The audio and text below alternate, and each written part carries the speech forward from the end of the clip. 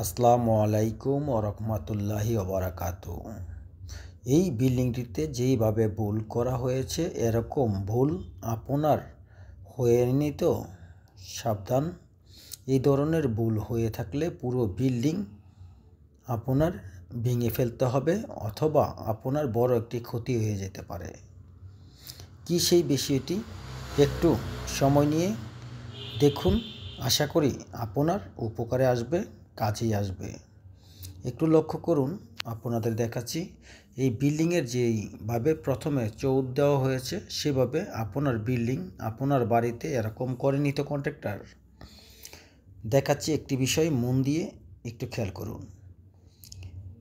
এখানে যে একটি ঘর থেকে বিল্ডিংয়ের যে দেয়ালটি রয়েছে এখানে কতটুকু গ্যাপ রয়েছে আপনাদের দেখাচ্ছি। আমি গ্যাপটি খুবই সুন্দরভাবে দেখাবো, একটু খেয়াল করুন। এখানে কথা ছিল যে বিল্ডিংয়ের প্ল্যান রয়েছে, ড্রয়িং রয়েছে, সেই ড্রয়িং প্ল্যান অনুসারে এই ঘর এবং বিল্ডিংয়ের যে দেয়ালটি রয়েছে এখানে এতটুকু জায়গা থাকার কথা ছিল। এখানে একটি 4 ফিট একটি বারান্দা থাকবে, এখানে টয়লেটও থাকবে।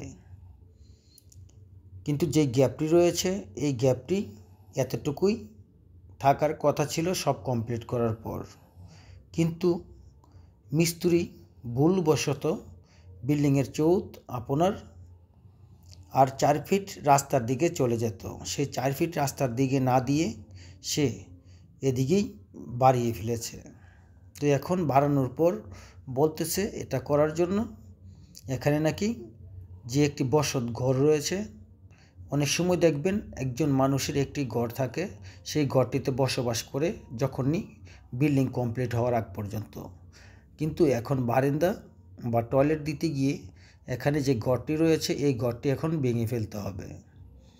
তাহলে এই ভুলটি কেন করা হলো? যদি আপনার জায়গা না থাকতো তাহলে কোনো সমস্যা ছিল না। এই জায়গা রয়েছে, আপনার রাস্তার দিকে জায়গা রয়েছে, সেটিও আপনাদের দেখাচ্ছি আমি। একটু খেয়াল করলে আপনি পাবেন এটা কিন্তু সামনের সাইড রয়েছে, সামনের সাইডে কিন্তু জায়গা রয়েছে প্রচুর পরিমাণ।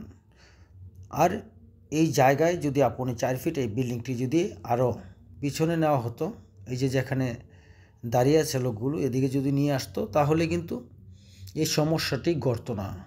এখন বাধ্য হয়ে মালিক কন্ট্রাক্টরকে বলছে যে পুরো বিল্ডিং ভেঙে ফেলতে হবে, ভেঙে ফেলে আপনার টাকা দিয়ে আপনার মজুরি দিয়ে এই বিল্ডিংটি পুনরায় কমপ্লিট করে দিতে হবে, অন্যথায় আপনার যে ইঞ্জিনিয়ারের প্ল্যান রয়েছে সেটি আপনি কেন ভুল করলেন অথবা আমাকে কেন বুঝালেন না।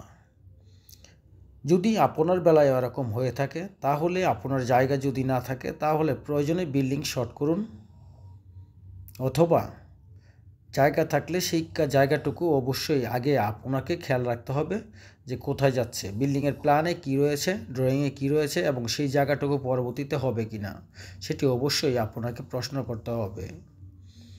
অনেক সময় তারা কন্ট্রাক্টররা মানে আমাদের মতো কন্ট্রাক্টররা যারা রয়েছে তারা, আমি বলি না আমি একজন বড় কন্ট্রাক্টর, কিন্তু কাজ করার সময় এই ভুলগুলো কখনো করা যাবে না। এই ভুলগুলো করলে কিন্তু কখনো আর ঠিক করা সম্ভব নয়। প্রয়োজনে একবারের জায়গায় মালিককে বারবার বুঝান যাতে এরকম ভুলটি না হয়ে থাকে। এই যে দেখতেছেন আপনাদের আবারও আমি দেখাচ্ছি, এই গ্যাপটি কিন্তু এখানে পুরোপুরি আরও 4 ফিট এদিকে আসার পরও এইটুকু জায়গা থাকার কথা ছিল। আর যদি সেই জায়গাটুকু আপনার না থাকে তাহলে মালিক পক্ষকে কন্ট্রাক্টর বোঝাতে হবে অথবা মালিক কন্ট্রাক্টরকে বোঝাতে হবে। প্রয়োজনে ইঞ্জিনিয়ার অবশ্যই শুধু প্ল্যান করে বসে থাকলে হবে না। ইঞ্জিনিয়ার এনে সরাসরি প্ল্যান দেখিয়ে কাজগুলো আপনি নিজে বুঝে নিন।